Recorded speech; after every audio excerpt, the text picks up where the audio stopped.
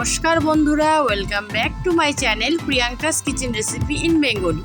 আজকে আমি তোমাদের সাথে দারুণ মজাদার একটা রেসিপি শেয়ার করব। আজকের রেসিপিটা করব আমি মাছের ডিম দিয়ে, রুই মাছের ডিম। তোমরা যে কোনো মাছের ডিম দিয়েই কিন্তু এই রেসিপিটা করতে পারো। তো আমি এখানে দেখো রেসিপির জন্য যা যা উপকরণ লাগবে সব নিয়ে নিয়েছি। তো এখানে দেখো আমি নিয়ে নিয়েছি মাছের ডিম, পেঁয়াজ কুচি আর লঙ্কা কুচি, আর নিয়েছি কিছু রসুনের কুঁয়ো। তো প্রথমে আমি যেটা করব সেটা হচ্ছে মাছের ডিমটাকে ম্যারিনেট করে নিতে হবে। আমি কিন্তু এখানে রুই মাছের ডিম নিয়েছি। তোমরা চাইলে যে কোনো মাছের ডিম দিয়েই তোমরা এই রেসিপিটা করতে পারো। আমি কিন্তু মাছের ডিমটাকে ভালো করে ধুয়ে ছোটো ছোটো করে কেটে পরিষ্কার করে একটা বাটিতে নিয়ে নিয়েছি, আর পেঁয়াজ আর লঙ্কাটাও ভালো করে কুচি করে নিয়েছি।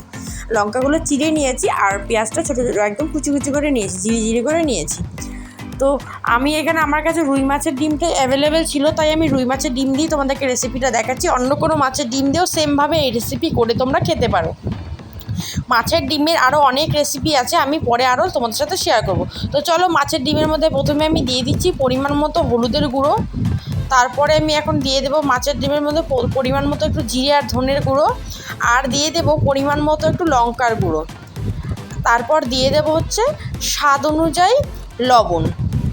তো সব কিছু আমি দিয়ে দিয়েছি মাছের ডিমের মধ্যে। এখন মাছের ডিমটাকে আমি খুব ভালোভাবে একটা চামচের সাহায্যে আমি ম্যারিনেট করে নেব। খুব ভালো করে ম্যারিনেট করতে হবে মাছের ডিমটা খুব ভালো করে ম্যারিনেট করে। দেখো আমার সুন্দর ম্যারিনেট করা হয়ে গেছে। লঙ্কার গুঁড়ো যেহেতু দিয়েছি তাই কালারটা খুব সুন্দর এসেছে। তো এটাকে আমি এখন ম্যারিনেট করে 10 মিনিট রেখে দেবো মাছের ডিমটাকে। তো দেখো কালারটা কি সুন্দর লাগছে দেখতে।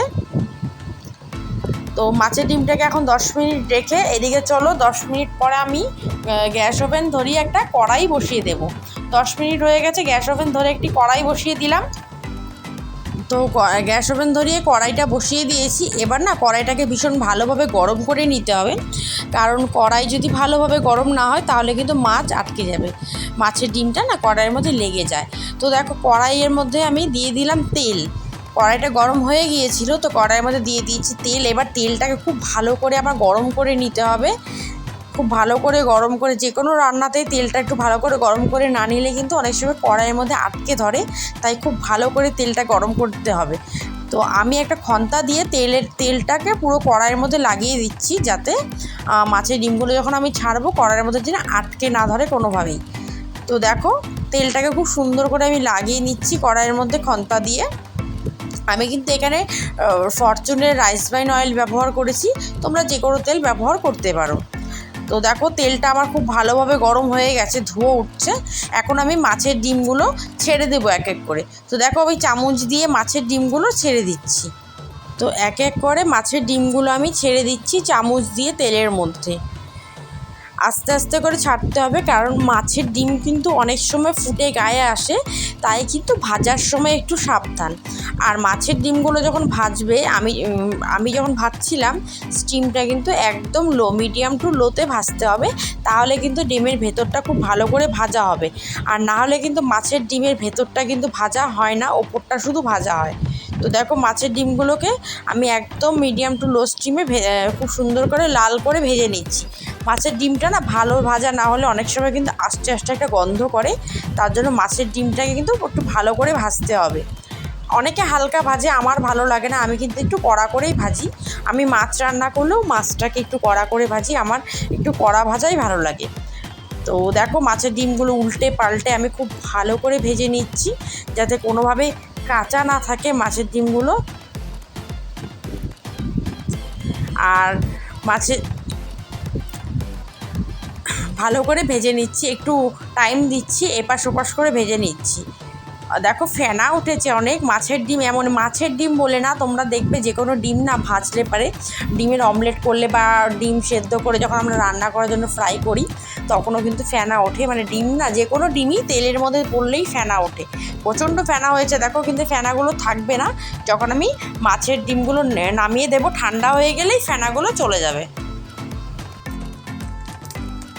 তো দেখো আমার কিন্তু ডিমগুলো ভাজা হয়ে গেছে, একদম লো স্টিমে ভেজেছি আমি, কখনোই স্টিমটা আমি বাড়াইনি, একদম পুরোটাই লো স্টিমে ভেজেছি এটা।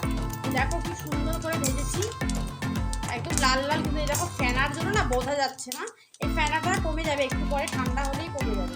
তো চলো ডিমগুলো আমি তুলে নিই, যেহেতু আমার ডিমগুলো ভাজা হয়ে গেছে। তো ভালো করে সব ডিম আমি তুলে রেখে দিচ্ছি একটা বাটির মধ্যে।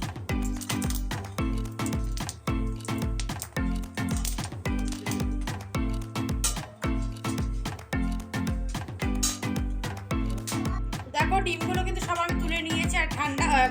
এখন দেখো যেহেতু নিচে নামিয়ে দিয়েছি, এখন আর ফেনাটাও নেই। কড়াইয়ের মধ্যে যখন ছিল প্রচুর ফেনা ছিল, বোঝা যাচ্ছিল না। তো দেখো ডিমটাকে খুব সুন্দর লাল লাল করে ভেজে নিয়েছি। এখন আমি নেক্সট স্টেপে চলে যাব।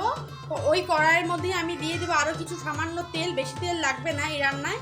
আর কিছুটা তেল দিয়ে দিলাম। এবার স্টিমটা একটু হাই করে দিচ্ছি তেলটা তাড়াতাড়ি গরম করার জন্য। তেলটা গরম হয়ে গেলেই আমি পেঁয়াজগুলো তেলের মধ্যে ছেড়ে দেবো। চলো তেলটা ভালো করে গরম করে নিই। তো দেখো তেলটা ভালোই গরম হয়ে গেছে, আর একটু গরম হবে। তেল ভীষণ ভালো করে গরম করতে হবে, নাহলে কড়াইয়ের মধ্যে কিন্তু লেগে যাবে। তো তেলটা খুব ভালো করে গরম করে নিই। তো কড়াইয়ের তেল দেখো খুব ভালো করে গরম হয়ে গেছে। এই তেলের মধ্যে এখন আমি দিয়ে দেব গ্রেট করে রাখা রসুনটা গ্রেট করে রেখেছিলাম। তো সেই রসুনটা আমি দিয়ে দিলাম। রসুনটা একটু লালচে লালচে হয়ে গেলে এর মধ্যে আমি দিয়ে দেবো পেঁয়াজ কুচিগুলো। তো রসুনটা দেখো লালচে লালচে হয়ে গেছে, আমি এখন দিয়ে দিচ্ছি কেটে রাখা পেঁয়াজগুলো দিয়ে একটু নাড়াচাড়া করে নেব। আমি কিন্তু এই রান্নায় কোনো রকম মশলা ব্যবহার করব না, কোনো পেস্ট ব্যবহার করব না। আমি কিন্তু সব কিছু যা দেখলে তোমরা এটা দিয়ে রেসিপিটা করব। তারপর আমি দিয়ে দিচ্ছি চিড়ে রাখা লঙ্কাগুলো। গরমের মধ্যে তেল মশলা ঝাল কম খাওয়াই ভালো, কিন্তু আমি যে রেসিপিটা তোমাদের করে দেখাচ্ছি এটা ভাত বা রুটি পরোটা দিয়ে খেতে দারুণ লাগে, দারুণ। তো এর মধ্যে দিয়ে দিলাম আমি পরিমাণ মতো লবণ আর পরিমাণ মতো হলুদের গুঁড়ো দিয়ে এখন ভাজবো। লবণটা দিলাম তার আগেই, কারণ হচ্ছে লবণটা দিলে না, আর একটু দিলাম সামান্য জিরের গুঁড়ো। লবণটা দিলে পেঁয়াজটা তাড়াতাড়ি নরম হয়ে যাবে, তার জন্য আমি লবণটা দিয়ে দিলাম। তো এখন সব কিছু মিশিয়ে খুব ভালো করে পেঁয়াজটাকে একটু লাল লাল করে ভেজে নেব।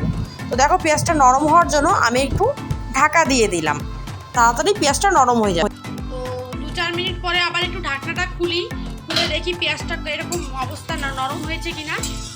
তো দেখো পেঁয়াজটা কিন্তু মজে একদম অল্প হয়ে গেছে। যখন দিলাম কতটা পেঁয়াজ মনে হচ্ছিল, ঢাকা দেওয়ার পরে দেখো পেঁয়াজটা কতটা কমে গেছে, নরম হয়ে গেছে। তো এটাকে এখন একটু ভালো করে ভেজে নেব। ভাজা প্রায় হয়ে গেছে, তাও আরেকটু নাড়াচাড়া করে একটু ভেজে নেব। পেঁয়াজটা নরম সেদ্ধ হয়ে গেছে, একটু ভালো করে ভেজে নেব। তো তোমরাও এরকম করে, আমি যেরকম করে দেখাচ্ছি মাছের ডিমের ঝুড়ো, তোমরাও এরকম করে বাড়িতে বানিয়ে খাও। ছোট থেকে বড় প্রত্যেকেই ভীষণ ভালোবাসবেন। এটা হলে না আর কিছু লাগে না, এটা দিয়ে ভাত খাওয়া যায়, এত টেস্টি হয়। তো তোমরাও এরকম করে বানিয়ে খাও, আশা করি ভালো লাগবে। যদি ভালো লাগে আমাকে কমেন্ট বক্সে জানাতে বলো না কিন্তু। তো চলো আমার পেঁয়াজগুলো কিন্তু দেখো খুব ভালো করে ভাজা হয়ে গেছে। আমি খুব কাছের থেকে তোমাদেরকে দেখাচ্ছি, দেখো একদম ব্রাউনি হয়ে ভাজা হয়ে গেছে। এখন আমি এর মধ্যে দিয়ে দিব যে ডিমগুলো ভেজে রেখেছিলাম, সেই ডিমগুলো আমি এখন এর মধ্যে দিয়ে দেবো। ডিমগুলো দিয়ে দেবো। এখন এই ডিম আর পেঁয়াজটা একসাথে একটু কিছুক্ষণ 2-4 মিনিট একটু ভাজা করে নেব। 2-4 মিনিট একটু ভাজা করার পরে তারপরে আবার একটু জল দিতে হবে, কারণ ডিমটাকে তো সেদ্ধ করতে হবে। ডিমটা তো সেদ্ধ হয়নি, এমনি ভাজা হয়েছে, কিন্তু একটু সেদ্ধ করতে হবে। তো ডিমটাকে না খন্তাগুলো দিয়ে একটু ছোট ছোট করে দেই। ডিমের টুকরোগুলোকে একটু ছোট ছোট করে দিই খন্তা দিয়ে, তাহলে একদম পেঁয়াজের সাথে খুব ভালোভাবে মিশে যাবে আর খেতে খুব ভালো লাগবে, আর ভেতরে মশলাগুলো ঢুকে। তো ডিমটাকে একটু খন্তা দিয়ে আমি ছোট ছোট করে দিচ্ছি। আমি কেটেছিলাম ছোট ছোট করেই, কিন্তু দেখো তাও মানে আর একটু ছোট হলে মনে হচ্ছে ভালো হয়, তাই একটু খন্তা দিয়ে আর ছোট করে দিচ্ছি। আমি দেখো এই রেসিপিতে কিন্তু কোনো ধরনের মশলা আমি ইউজ করিনি, কোনো ধরনের পেস্ট মশলা ইউজ করিনি। শুধু লঙ্কা, পেঁয়াজ আর একটু রসুন দিয়েছি কুচি করে। আর কি দিয়েছি তোমরা তো পুরোটা দেখতেই পেলে।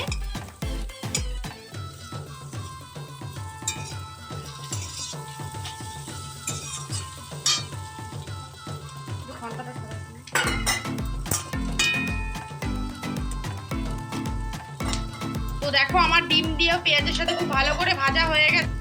এখন আমি এর মধ্যে একটু দিয়ে দেবো জল, একটু সামান্য জল দেবো, বেশি জল দরকার নেই, সামান্য জল দেবো। ওই দিয়ে ডিমটাকে জাস্ট একটু সেদ্ধ করতে হবে, একটু ভালো করে নাড়াচাড়া করে আবার একটু আমি ঢাকনা দিয়ে দেবো। তো দেখো আমি খুব বেশি জল দেইনি, কারণ এটা তো একদম শুকনো শুকনো হবে, কিন্তু ডিমটা যেহেতু একটু সেদ্ধ হতে হবে, তাই আমি সামান্য একটু জল দিলাম। দিয়ে এখন আমি আবার একটু ঢাকনা দিয়ে দেবো, যাতে ডিমটা আমার তাড়াতাড়ি সেদ্ধ হয়ে যায়। বেশিক্ষণ লাগবে না, মানে 2 থেকে 4 মিনিট কি ম্যাক্সিমাম 5 মিনিট হলেই আমার এই রান্নাটা কিন্তু আর কমপ্লিট হয়ে যাবে। খুবই কম সময়ের রান্না এটা, আর খেতেও খুব মজাদার। তো 2 থেকে 4 মিনিট পরে আমি আবার ঢাকাটা খুলে দেখি আমার ডিমগুলো খুব ভালো করে সেদ্ধ হয়ে গেছে কিনা। তো দেখো ডিমগুলো খুব সুন্দর সেদ্ধ হয়ে গেছে আর একদম নরম হয়ে গেছে। আর আমি একদম ছোটো ছোটো করে ভেঙে দিয়েছিলাম যাতে আমার পেঁয়াজের সাথে খুব ভালো করে মিশে যায়। তো এই দেখো এই রান্নাটা করতে আমার কিন্তু একদমই বেশি সময় লাগলো না, খুবই তাড়াতাড়ি হয়ে গেলো। আমার কিন্তু একদমই রেডি মাছের ডিমের ঝুড়ো। এটাকে আমি এখন একটা পাত্রের মধ্যে আমি নামিয়ে নেব।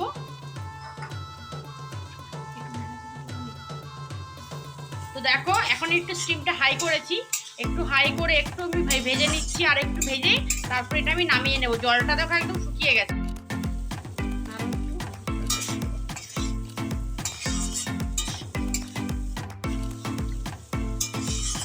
তো দেখো দেখতে কি সুন্দর হয়েছে, টেস্টি। এটা খেতেও মানে দেখতেও যেমন সুন্দর, খেতেও খুব টেস্টি। আমার তো এটা হলে আর কিছুই লাগে না, এটা দিয়ে আমি পুরো ভাত খেয়ে নেব। তোমরাও এরকম করে বানাও, বানিয়ে খেয়ে দেখো। আর প্রচণ্ড গরম পড়েছে কিন্তু সবাই খুব লাইটলি খাও, আর জল খাও বেশি করে যাতে সবাই ভালো থাকে। জল খাওয়া প্রচুর প্রয়োজন, এখন প্রচুর গরম পড়েছে, এই গরমে কিন্তু জল খেতেই হবে মাস্ট। তো দেখো আমার কিন্তু ডিমের ঝোড়োটা হয়ে এসেছে। তো দেখো আমার ডিমের ঝোড়োটা কিন্তু হয়ে এসেছে। আমি গ্যাসটা বন্ধ করে দিচ্ছি। এখন আমি এটাকে একটা বাটির মধ্যে নামিয়ে নিচ্ছি, নামিয়ে নিই তারপরে দেখাচ্ছি।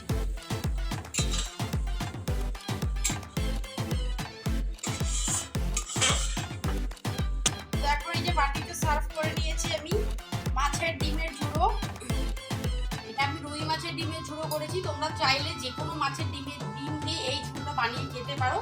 দেখেছো দেখতে কি সুন্দর লাগছে, সত্যি বলছি এটা খেতে অসাধারণ লাগে। একবার শুধু ট্রাই করে দেখো তোমরা বাড়িতে, তাহলে বুঝতে পারবে যে কি জিনিস কেমন লাগে খেতে। এটা এই মাছের ডিমের আরও প্রচুর রেসিপি আছে, আমি এক এক করে তোমাদের সাথে শেয়ার করবো। আজকে এই ঝুড়োটা আমি বানিয়ে দেখালাম। তো বন্ধুরা আমার এই ভিডিওটা যদি তোমাদের ভালো লেগে থাকে অবশ্যই একটা লাইক করে দিও, আর আমার চ্যানেল যদি নতুন হয়ে থাকো তো চ্যানেলটাকে সাবস্ক্রাইব করে চ্যানেলের পাশে থাকার অনুরোধ থাকলো। আর আমার এই ভিডিও দেখে তোমরাও বাড়িতে বানাও, বানিয়ে খেয়ে দেখো কেমন লাগে। যদি ভালো লাগে আমাকে কিন্তু কমেন্ট করতে ভুলবে না। আর বেশি দেরি করবো না, আজকের এই ভিডিওটা আমি এখানেই শেষ করছি। খুব শিগগিরই চলে আসবো নতুন একটা ভিডিও নিয়ে, মানে খুবই কম সময় একটা মজাদার রেসিপি, বেশি সময় লাগে না, একদম মানে ম্যাক্সিমাম 15 মিনিটের মধ্যে এই রান্নাটা একদম কমপ্লিট হয়ে যায়। তো চলো আজকের ভিডিও এখানেই শেষ করছি। খুব শিগগিরই চলে আসবো নতুন একটা রেসিপি নিয়ে।